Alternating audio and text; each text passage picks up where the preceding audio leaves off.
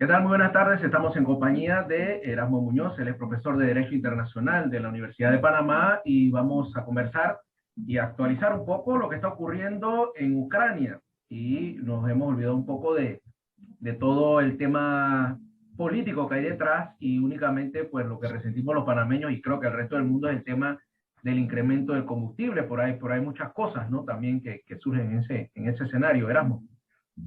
Bueno, primero, gracias por la entrevista y definitivamente estamos en momentos donde estamos sintiendo cada día más el efecto de una guerra que ya va de más de un mes, el efecto de una situación mucho más compleja de lo que se vislumbraba, tanto como para el Kremlin como para el resto de las naciones.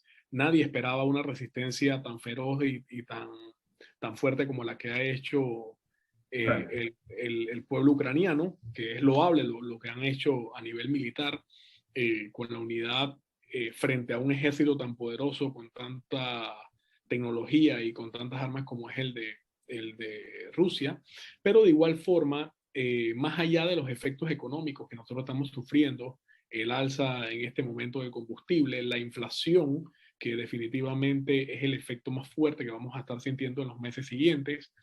Recordemos que Ucrania y Rusia son productores de granos, productores de productos agrícolas, entonces eso va a traer consigo una cadena de alzas, más allá del tema del combustible, también el tema de los insumos agroquímicos o agroindustriales y la escasez de granos en Europa, la escasez de granos en Estados Unidos, que obviamente van a incrementar los precios del trigo, van a incrementar los precios de otros cereales que son de consumo normal.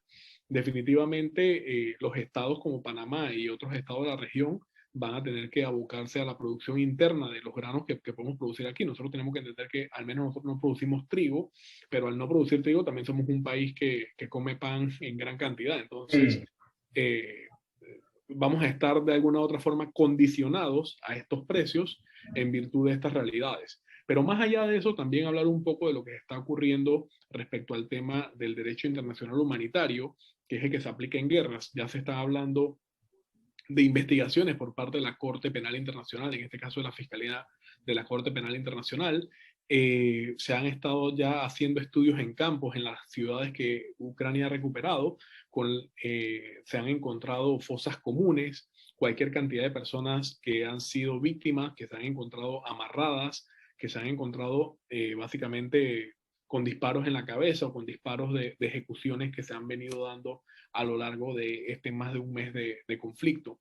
Entonces, definitivamente sí estamos ante la posibilidad de la comisión de delitos de lesa humanidad y crímenes de guerra, que son los que casualmente investiga la Corte Penal Internacional.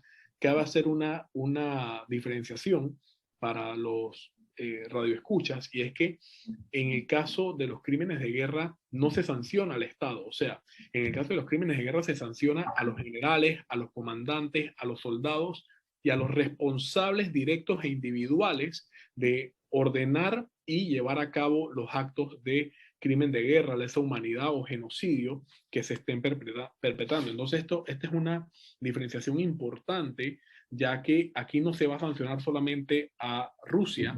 Rusia acaba de recibir otra sanción diplomática, que fue la expulsión del Consejo de Derechos Humanos de las Naciones Unidas. Pero más allá de las sanciones que pueda recibir Rusia, también entonces van a comenzar las investigaciones a los líderes o los jerarcas rusos, los militares rusos, los comandantes y los soldados que llevaron a cabo las acciones genocidas o los crímenes de guerra o los delitos de lesa humanidad, como ejemplo, atacar escuelas, atacar hospitales con niños, atacar hospitales donde se estaban tratando enfermos y no respetar estas reglas de guerra que vienen establecidas desde los convenios de Ginebra de 1949 con sus protocolos adicionales de 1977.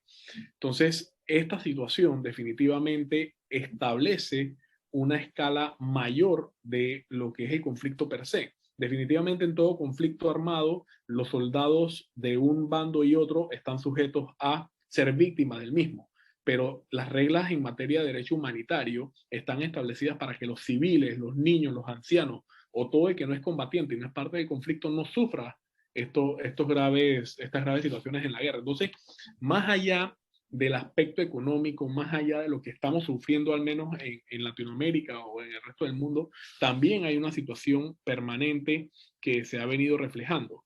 Cabe destacar que tal vez por las redes sociales y el efecto de los medios de comunicación, ya básicamente nos hemos inmunizado respecto a las imágenes y respecto a las situaciones. O sea, ya vemos, mira, otro día más de muertos, otro día más de situaciones, pero no vemos la envergadura y el potencial, la potencial situación que si la resistencia sigue y Putin no cede o el Kremlin no cede a llegar a un estado de negociación, no sabemos hacia dónde va a seguir esta escalada.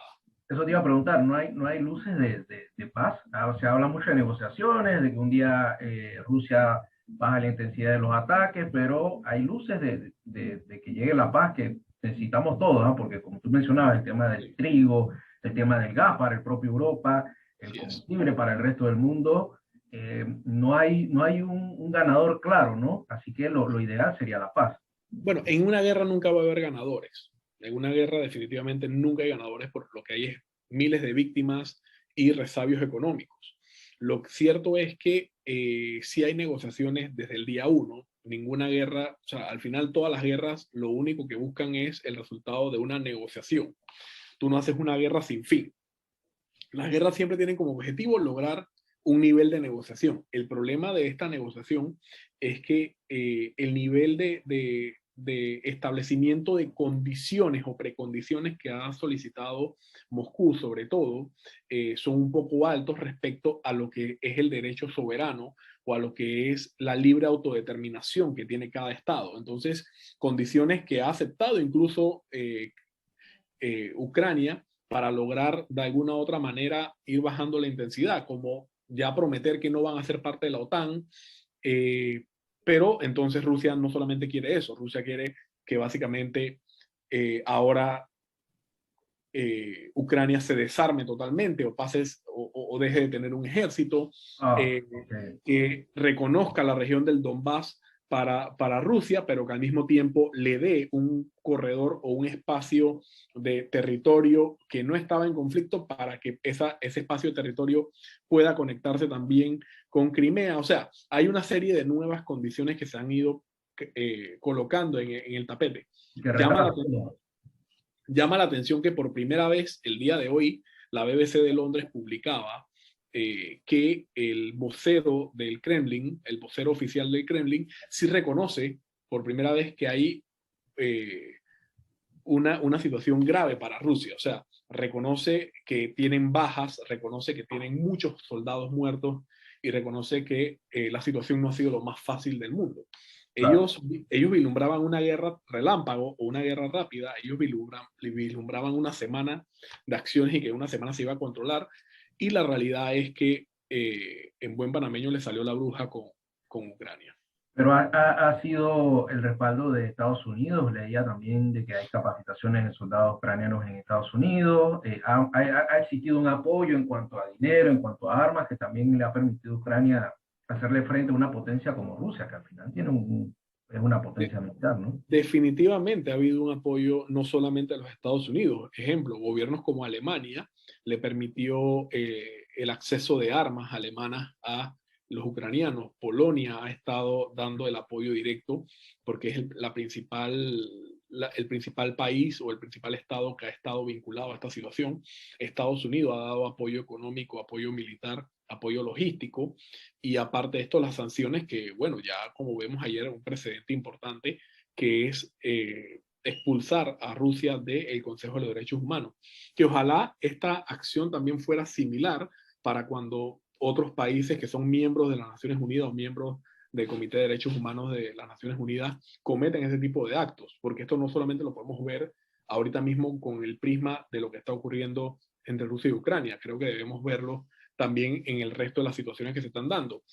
Yo decía en una conferencia recientemente que la situación de Ucrania ha servido para visibilizar el resto de los conflictos que se vienen dando, incluso Yemen hace 10 años, muchos conflictos en el norte de África, otros conflictos que hoy también se están dando, pero el más visible o el que ha tenido los focos permanentemente es el conflicto de Ucrania. Y no solamente nos tenemos que limitar a Europa.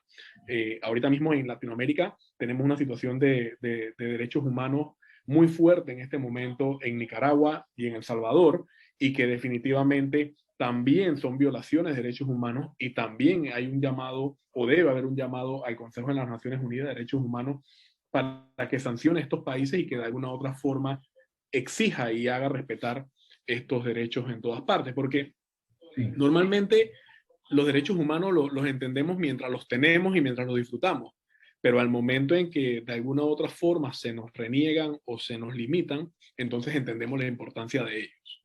Claro, claro. Y bueno, esperemos entonces una solución. Y bueno, próxima cita para hablar un poco también, quería comentarlo, pero vamos a enfocarnos en Ucrania de lo que está ocurriendo en Centroamérica, porque es un tema también importante y que mucha gente Así compara es. lo que ocurre allá con lo que pueda pasar acá en nuestro país. Así que te parece si la otra Es que semana... Ujú. definitivamente, mira, los problemas al final, esto es como cuando tú ves que alguien le lanza piedra a un techo y nadie sale, Ujú. viene otro y lo hace. Entonces es Claro. básicamente la doctrina de los cristales rotos. Eso es lo que está pasando en este momento en el mundo. Si él puede, ¿por qué Cuando yo ves no? que Rusia Y lo nosotros, hace, otros lo hacen, ¿por qué yo no ajá, lo puedo hacer? claro, claro, Así claro. que bueno, con mucho Vale, gusto la vamos. otra semana en el espacio que nos consideres. Vale, muchas gracias, Rama, que tenga buena tarde. ¿Cómo no? Hasta luego.